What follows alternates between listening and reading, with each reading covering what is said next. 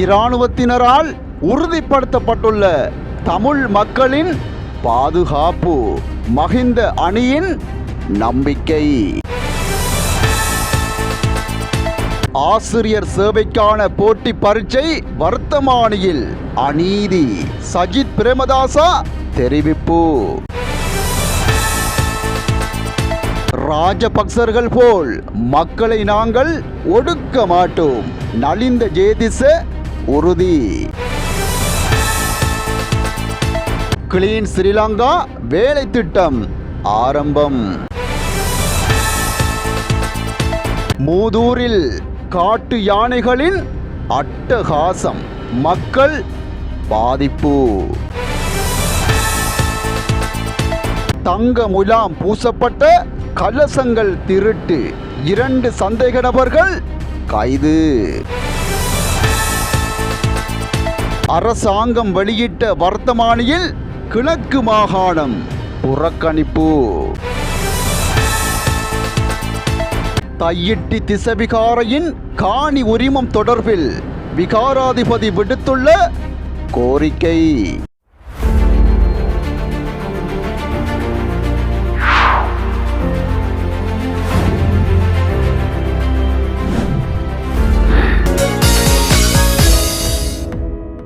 வடக்கு கிழக்கில் இராணுவ முகாம்கள், போலீஸ் நிலையங்கள் இருப்பதால் தான் தமிழ் மக்களின் பாதுகாப்பு உறுதிப்படுத்தப்பட்டுள்ளது என்று ஸ்ரீலங்கா பொதுஜன பெரமுனவின் உறுப்பினரும் முன்னாள் இராஜாங்க அமைச்சருமான சாந்த பண்டார தெரிவித்துள்ளார். சுதந்திரம் என்பது அபிமானம், அதன் கம்பீரத்தன்மையை குறைமதிப்புக்கு உட்படுத்தக்கூடாது. உலகின் எந்த ஒரு நாடும் அவ்வாறு செய்யாது.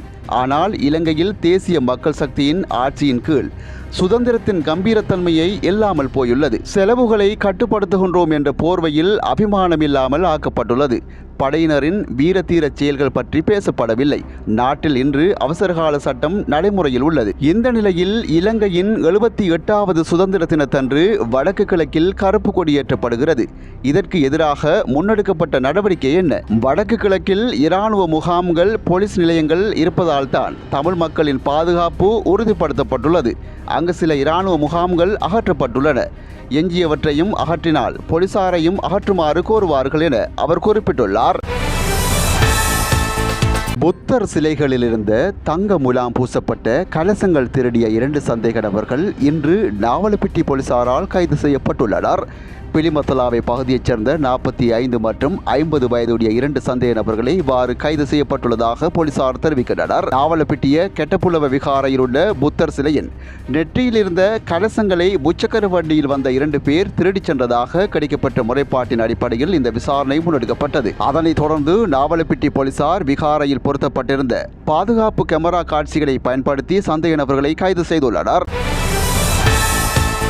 ராஜபக்சர்கள் போன்று அவசரகால சட்டத்தை பயன்படுத்தி மக்களை ஒடுக்குவதற்கான நடவடிக்கைகளை நாங்கள் எடுக்க மாட்டோம் என அமைச்சர் நலிந்த ஜேதிச தெரிவித்துள்ளார்.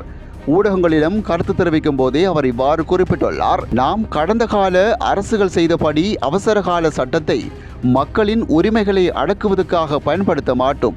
எமது அரசு பொதுமக்கள் பாதுகாப்பையும் சட்டம் மற்றும் ஒழுங்கை நிலைநாட்டும் விதமாக மட்டுமே சட்டங்களை பயன்படுத்தும். கடந்த ஆட்சியில் இருந்த ராஜபக்சர்கள் அவசரகால சட்டத்தை அரசு மீதான விமர்சனங்களை அடக்கவும் அரசியல் எதிரிகளை கட்டுப்படுத்தவும் பயன்படுத்தியிருந்தது. ஆனால் எமது அரசு சட்டத்தின் வழியாக மக்களுக்கு சேவை செய்யும் நோக்குடன் செயற்படுகிறது என்றும் குறிப்பிட்டிருந்தார். மூதூர் பிரதேச செயலாளர் பிரிவில் உள்ள நீனாக்கேணி கிராமத்துக்குள் புகுந்த யானை கடையொன்றை சேதப்படுத்தியுள்ளது. குறித்த சம்பவம் இன்று அதிகாலை இடம்பெற்றுள்ளது. இதன்போது கடை சேதமாக்கப்பட்டுள்ளதுடன் உபகரணங்களும் சேதப்பட்டுள்ளன. அத்தோடு வீட்டு பாதுகாப்பு வேலையும் சேதமாக்கப்பட்டுள்ளது. மாலை நேரத்தில் தமது கிராமத்தில் காட்டு யானைகளின் தொல்லை காணப்படுவதால் தாம் அச்சுறுத்தலுக்கு உள்ளாகுவதாக கிராம மக்கள் கவலை வெளியிட்டுள்ளனர். காட்டு யானையால் பாதிக்கப்பட்ட தமக்கு அரசாங்கம் நஷ்டஈடு தர வேண்டும் எனவும் யானை பாதுகாப்பு வேலி அமைத்து தர முன்வர வேண்டும் எனவும் மூதூர் நீனாக்கேணி கிராம மக்கள் கோரிக்கை விடுக்கின்றனர். தற்போதைய அரசாங்கத்தினால் ஒரு குறிப்பிட்ட நோக்கத்துடன் வர்த்தமானி ஒன்றை கூட அச்சிட முடியாத நிலை ஏற்பட்டுள்ளதாக எதிர்க்கட்சி தலைவர் சஜித் பிரேமதாசா குற்றம் சுமத்தியுள்ளார்.